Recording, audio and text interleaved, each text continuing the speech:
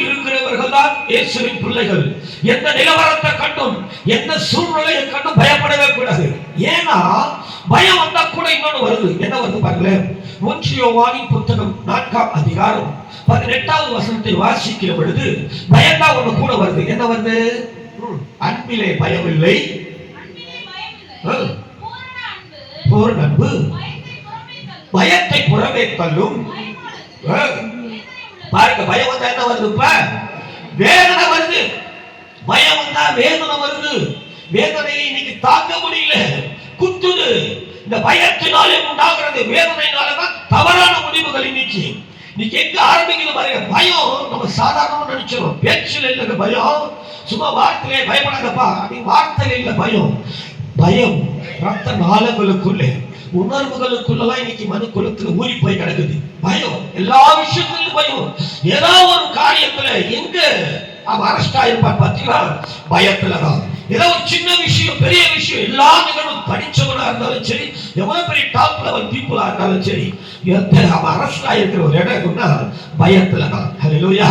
ஏதோ ஒரு பயம், ஏதோ ஒரு பயம். வியாதியை குறித்து பயம் இருக்கலாம், இல்ல கடன் பிரச்சனையை குறித்து பயம் இருக்கலாம், வாழ்க்கையுடைய எதிர்காலம், பிள்ளைகளை பெற்றெடுத்த பெற்றோர்களுக்கு இன்னைக்கு பிள்ளைகளுடைய எதிர்காலத்தை குறித்து பயம். அவ்வளவு தடுமாற வைக்கிற பொல்லாத உலகம் இன்னைக்கு இல்லையா? பொருளாதாரத்துல இன்னைக்கு மிகப்பெரிய இழப்பு. இன்னைக்கு ஏறினா சில குடும்பத்துல மனம் சருகுது. அவமானம், அசிங்கம். கடனை வாங்கிட்டு கட்டலன்னு அவமானம், அசிங்கம். இந்த வேதனையை சுமக்க முடியல. இன்னைக்கு நிறைய குடும்பங்களுக்குள்ள தவறான முடிவு எடுக்கிறாங்க. இன்னைக்கு பயம் பலவித ரூபத்தில் இன்னைக்கு கட்டவிழ்த்து விடப்பட்டு இருக்கிறது. அது வேதனையா? ஹல்லேலூயா, ஹல்லேலூயா. பயம் வேதனை. ஒரு ஆமென் சொல்லுங்க பார்க்கலாம். சங்கீதக்காரன் இப்படி சொல்றான். சங்கீதங்களின் புத்தகம் 119ஆம் அதிகாரத்துல 39வது வசனத்துல அவன் சொல்றான் பாருங்க. ஒரு வசனத்தை என்ன சொல்றான் பாருங்க, வாசிக்க பார்க்கலாம். நான் அஞ்சுகிற நிந்தையை பாருங்க. பயம் அஞ்சி ஓடுகிற அந்த வாழ்க்கையை அவன் பதிவு செய்து வைத்திருக்கிறான். பயந்து பயந்து ஓடுறான்.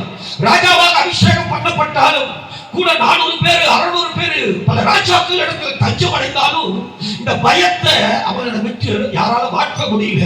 அவன் சொல்றான், ஆண்டவரே இது நிந்தைய போலவே இருக்குது, இந்த பயத்தை யாரால மாற்ற முடியல. உங்களுடைய நியாய தீர்ப்புகள் நல்லவைகள், நீர் இதை பயத்தை விட்டு விலக்கியார்கள். ஒரு ஆமென் சொல்லுங்க பார்க்கலாம். பயத்தை யாராலுமே மாற்ற முடியாது. பயத்தை வச்சு நீங்க பணம் சம்பாதிக்கிற உலகம் தெரியுங்களா? பயம் ஒரு மனுஷனுடைய வாழ்க்கையில உண்டான பிறகு கணவன் தப்பா போறாரு, சம்பாதிக்கிற போல வீட்டுக்கு வரல, மனைவிக்கு பயம்.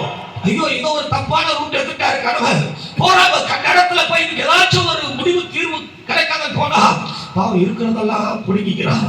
கண்ட இடத்துல போய் தலை கொடுத்து பயத்துக்காக இன்னைக்கு எத்தனை குடும்பங்கள் சின்ன பின்னமா சீரழிஞ்சு போய் கிடக்குது தெரியுங்களா? பயத்தில் இருந்து ஒருத்தராலும் ஒருவராலும் விடுதலை கொடுக்கவே முடியாது. ஹல்லேலூயா. பயம் வேதனை, பயம் நிந்தை. அவன் சொல்றான், இந்த பயத்துல தாவீது சொல்றான், எந்தெந்த இடத்துக்கெல்லாம் போனாலும் தெரியாது, ஓடி ஓடி ஒளிஞ்சான். அந்த இடத்துக்கு போன இந்த இடத்துக்கு போன அந்த பயத்தை மாற்றவே முடியல. இப்போ சங்கீதம் 34ஆம் அதிகாரத்துல 4வது வசனத்துல ஒரு வார்த்தை சொல்றான் பாருங்களாமே.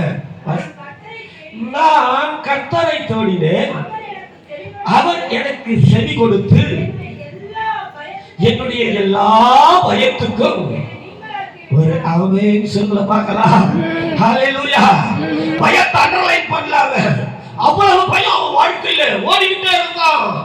சாவு மரணம் அவனை துரத்திக்கிட்டே இருக்குது. சவுல் ராஜா துரத்திக்கிட்டே இருக்க பயந்து பயந்து ஓடின அந்த நாட்களில எங்கெல்லாம் போய் அவன் அடைக்கலம் கேட்டாலும் தெரியல. ஆனா எல்லாரும் டோரை க்ளோஸ் பண்றாங்க.